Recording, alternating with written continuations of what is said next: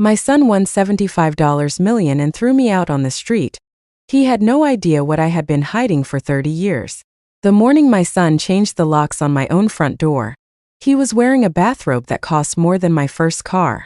I stood on the porch in my slippers, holding a grocery bag of leftovers, and he looked at me the way you look at a stray cat that wandered too close to the barbecue. "It's time you learn to stand on your own 2 feet, Mom," he said. I was 72 years old. I had raised him alone. And in that moment, staring at a door I had walked through 10,000 times, I made myself a quiet promise. I was not going to cry on that porch. I was going to smile, because he had just made the biggest mistake of his life, and he didn't even know it yet.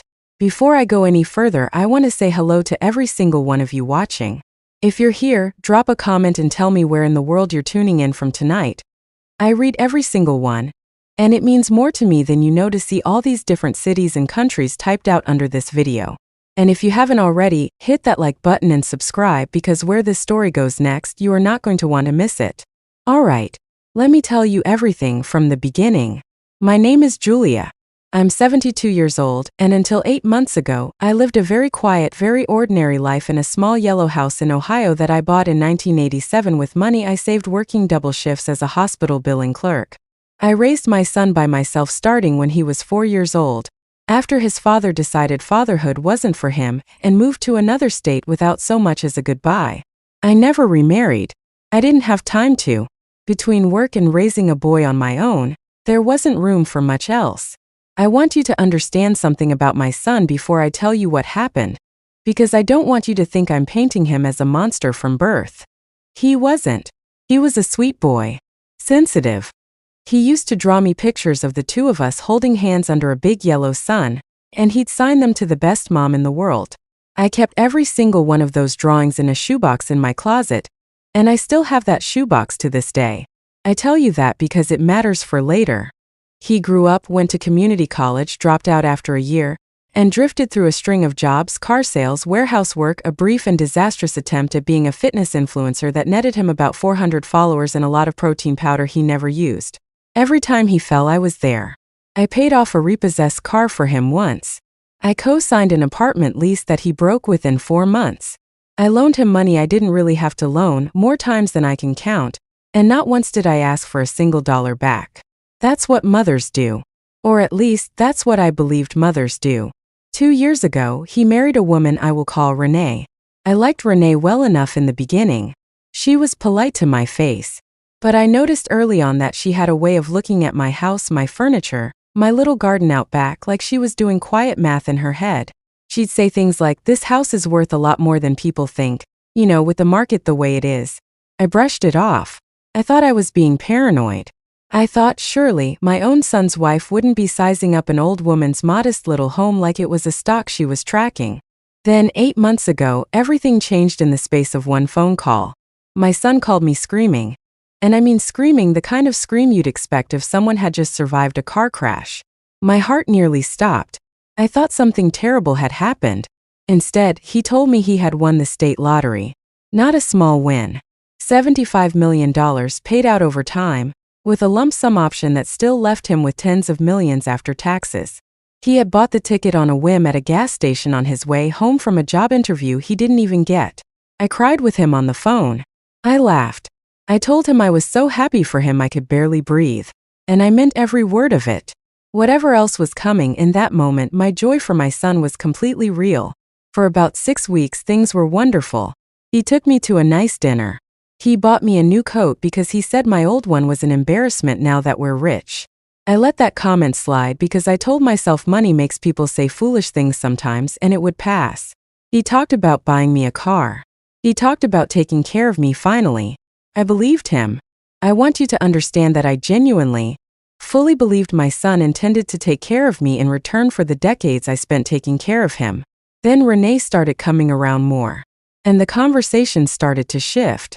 It began small. Comments about how my house was outdated. Comments about how, now that they had money, maybe it was time I consider downsizing or moving somewhere more manageable for my age. I told them I was perfectly capable of managing my own home.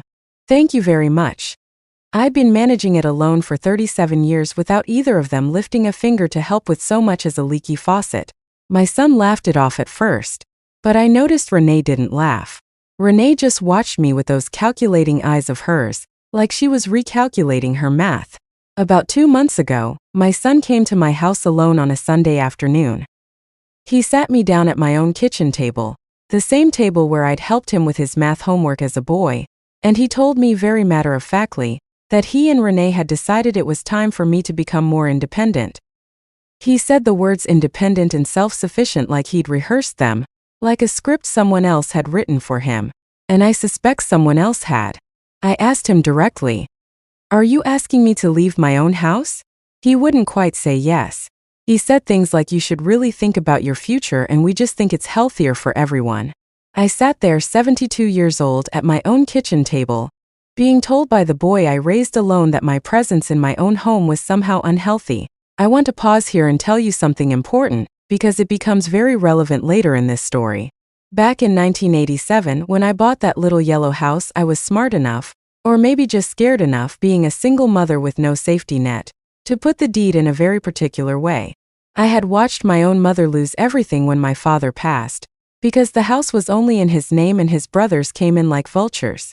I swore that would never happen to me. So when I bought my house, I made absolutely sure it was mine, fully, solely, with paperwork so clean a shark of a lawyer couldn't find a crack in it. I never told my son the details of how the house was structured. I never saw a reason to. Until now. 3 weeks after that conversation at the kitchen table, I came home from the grocery store to find the locks changed. My key didn't work. There was a note taped to the door, not even a phone call, a note that said they'd decided it was best, that they'd found me a lovely little senior apartment 30 minutes away that they'd already put a deposit on, and that my things would be delivered there shortly. My son didn't even come to say it to my face. His wife's name was on the bottom of that note, but I recognized his handwriting, adding a small line underneath. "This is for the best, Mom." I stood on that porch, 72 years old, locked out of the house I paid for with my own money, raised him in, and had never once been late on a payment for, holding a bag of groceries that included his favorite brand of coffee that I'd bought out of habit, out of 37 years of habit, because some part of me still thought I was going home to make him a cup when he visited. That is the moment I made my promise to myself on that porch. I was not going to beg. I was not going to cry where they could see me. I was going to go quiet, and I was going to go smart. Now here is where it gets interesting, and I need you to lean in close for this part. Remember how I told you the deed to that house was structured very deliberately back in 1987?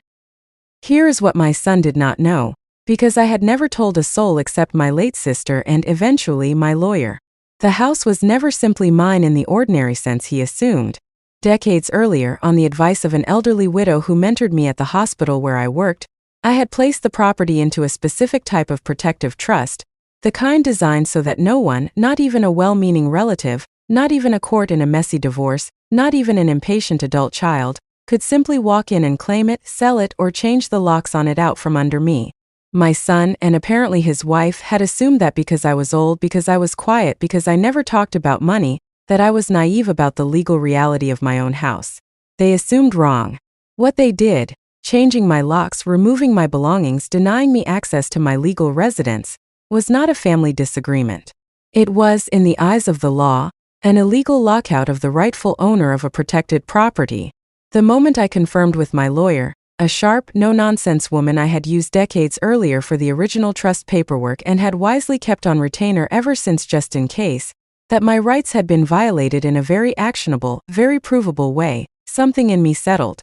The fear drained out and something colder, calmer, and far more useful took its place. I did not call my son screaming. I did not send an angry text message. I did exactly what I had done my whole life when I needed to survive something difficult. I got quiet, I got organized, and I let the people who underestimated me keep right on underestimating me. My lawyer filed for an emergency order. Within 9 days, a sheriff's deputy stood on that same porch beside me while my son's face went pale as chalk, watching me walk back through my own front door with a legal document in my hand that stated, in plain black and white, that not only did I have full legal right to immediate re-entry, but that the unlawful lockout of a senior citizen from her legally protected residence came with its own set of very uncomfortable consequences for the people who did it. I wish I could show you all his face in that moment on video, because I have never in my life seen a grown man look so small. Renee stood behind him in the driveway, arms crossed, and I watched her calculating eyes finally understand that whatever math she thought she'd done on my life, she had gotten the sum entirely wrong.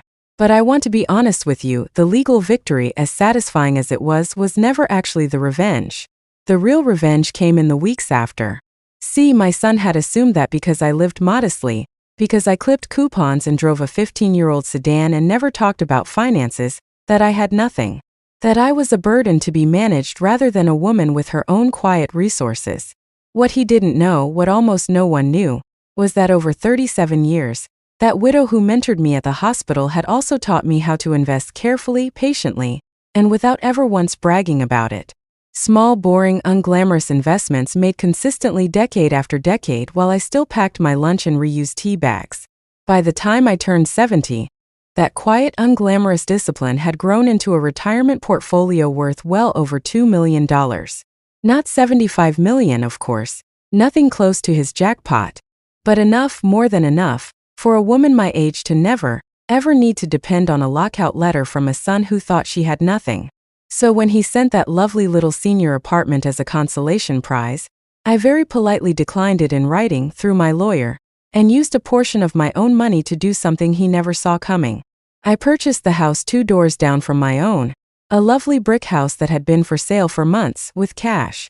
Not because I needed it, because I wanted every single day for the rest of my life, for my son to drive past his mother thriving, gardening, waving cheerfully to neighbors, 2 doors down from the home he tried to steal from her, while he sat in his big new house funding a lifestyle that, I later learned, was already buckling under the weight of Renee's spending habits. Word travels in small towns. Within 6 months, I heard through people who still cared enough to check on me that the marriage was under real strain. That the jackpot, as jackpots so often do, had brought out appetites in Renee that even $75 million couldn't satisfy for long. That my son, the boy who once drew me pictures under a yellow sun, had started calling old friends quietly, asking if they'd heard from me, asking if I was doing all right. I did not reach out first. I want to be honest about that. My pride, earned the hard way over 3 decades of being underestimated, would not let me be the one to extend the olive branch to a son who let his mother stand on a porch in her slippers. But I also did not close the door entirely because despite everything, he is still my son, and some doors even after everything are hard for a mother to fully lock. About 4 months ago, he showed up at my new house, the one 2 doors down, without calling first, the same way he used to when he was young and needed something. He stood on my porch this time in his own version of slippers, I suppose, and he said the words I had been waiting 72 years, or at least 8 very long months, to hear. I'm sorry, Mom. I let money make me stupid. I let someone else's math become my math, and I lost sight of who actually built my life before I ever won a single dollar. I didn't forgive him instantly, and I won't pretend I did for the sake of a tidy story. Forgiveness at 72 comes slower and costs more than it did when I was young and endlessly patient. But I let him sit on my porch. I made him a cup of coffee, his favorite brand, the same one I'd been carrying in that grocery bag the day he locked me out. And I told him plainly, the way only a mother who has survived being underestimated her whole life can tell her child. I will always love you. But you will never again mistake my quiet for my weakness. That, my friends, is the real ending of this story, at least so far. Not a mansion. Not a fortune to rival his $75 million. Just an old woman who refused to disappear quietly when the people closest to her decided she no longer mattered, and who discovered at 72 years old that being underestimated her whole life had quietly, patiently, given her exactly the tools she needed to stand back up. If this story moved you even a little, I would be so grateful if you'd hit that like button right now and make sure you're subscribed, because there are more stories like this one coming, and I don't want you to miss a single chapter. And before you go, please tell me in the comments where you're watching from tonight. I truly do read